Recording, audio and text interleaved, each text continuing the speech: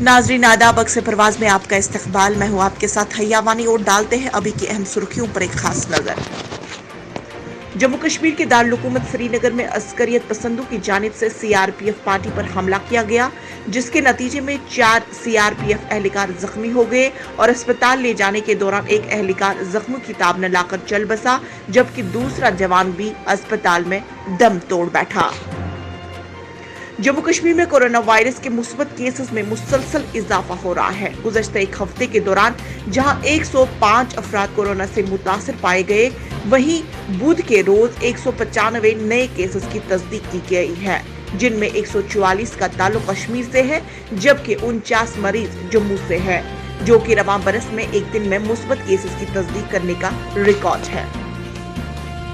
Pakistani media के हवाले से खबर गर्दिश कर रही है कि भारत और पाकिस्तान के माबैन T20 सीरीज हो सकती है। हालांकि इस बारे में न तो पाकिस्तान क्रिकेट बोर्ड का कुछ बयान सामने आया और न ही BCCI ने इस ताल्लुक से कोई वजाहत पेश की है।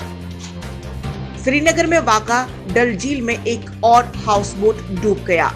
इसके साथ ही गुज़श्ता बरस नवंबर से अब तक झील में डूबने वाले हाउस बोट्स की तादाद 11 तक पहुंच गई है।